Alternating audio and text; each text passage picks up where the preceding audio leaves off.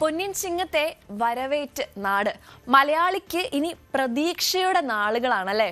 പൊന്നോണത്തെ വരവേൽക്കാനുള്ള ഒരുക്കങ്ങളും തുടങ്ങിക്കഴിഞ്ഞു. പഞ്ഞമാസത്തിന്റെ കാലം കഴിഞ്ഞ് സമൃദ്ധിയുടെ കാലത്തെ വരവേൽക്കുകയാണ് ഓരോ കർഷകരും. ചിങ്ങപ്പുലരി മലയാളിക്ക് തിരുവോണപ്പുലരിയിലേക്കുള്ളൊരു ഒരുക്കം കൂടിയാണ്. പൂക്കളമിട്ടും സദ്യ ഒരുക്കിയും തിരുവോണത്തെ വരവേൽക്കാനുള്ള തയ്യാറെടുപ്പിലാണ് മലയാളികൾ. ചിങ്ങമാസ പൂജയ്ക്ക് ശബരിമല ദർശനത്തിനെത്തിയ ഭക്തർക്ക് ദർശന സായൂജ്യം. നട തുറന്നത് മുതൽ വലിയ തിരക്കാണ് സന്നിധാനത്ത് അനുഭവപ്പെട്ടത്. 21-ന് രാത്രി 10 മണിക്ക് ഹരിവരാസനം പാടി നട അടയ്ക്കുന്നതോടെ ചിങ്ങമാസ പൂജകൾക്ക് സമാപനമാകും. തുടർന്ന് ഓണം പൂജകൾക്കായി ഓഗസ്റ്റ് 24-ന് വൈകിട്ട് നട വീണ്ടും തുറക്കും. വാർത്തയുടെ കൂടുതൽ വിവരങ്ങളുമായി ശശി നാരായണനാണ് നമ്മളോടൊപ്പം ചേരുന്നത്. ശശി, ആദ്യമായി തന്നെ ചിങ്ങമൊന്നിന്റെ ആശംസകൾ നേരുന്നു. ചിങ്ങമാസത്തിന്റെ ഭാഗമായി ഇപ്പോൾ ഇതാ പൂജയ്ക്ക് വേണ്ടി ശബരിമലയിൽ നട തുറന്നിരിക്കുകയാണ്. എന്താണ് അവിടുത്തെ സാഹചര്യങ്ങൾ? വലിയ തിരക്കാണോ ഇപ്പോൾ അവിടെ അനുഭവപ്പെടുന്നത്? തീർച്ചയായിട്ടും ആദ്യം തന്നെ ചിങ്ങമാസ ആശംസകൾ നേരുകയാണ്. എന്തായാലും ശബരിമലയിൽ വലിയ തിരക്ക് ഇന്നലെ മുതൽ അനുഭവപ്പെടുന്നു. ഇന്നലെ വൈകിട്ട് 5 മണിക്കാണ് നട തുറന്നത്. ഇന്ന് രാവിലെയും നട തുറന്ന സമയം മുതൽ വലിയ തിരക്ക് അനുഭവപ്പെടുന്നു. മലയാളികളാണ് തീർത്ഥാടകർ ഏറെയും ഉള്ളത്. എന്തായാലും പുലർച്ചെ നട തുറന്ന സമയം മുതൽ നടപ്പന്തലിലും അതുപോലെ ശ്രീകോവിലിന് മുന്നിലൊക്കെ വലിയ രീതിയിൽ തിരക്കുണ്ട്.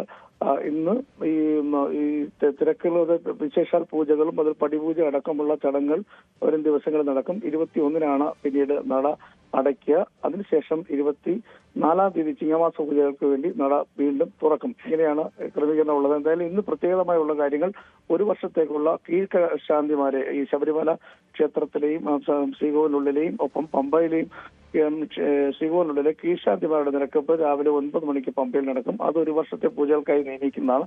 അത്തരം ഒരു ചടങ്ങ് ഇന്നുണ്ടാവും. തെരഞ്ഞെടുപ്പുണ്ടാവും.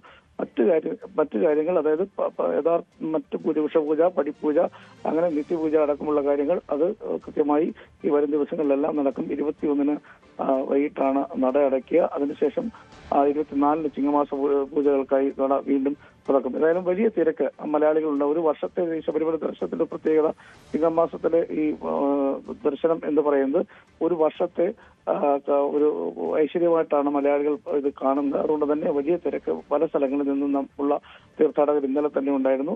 പമ്പയിൽ ഈ അല്പം ഒഴുക്കുണ്ട്.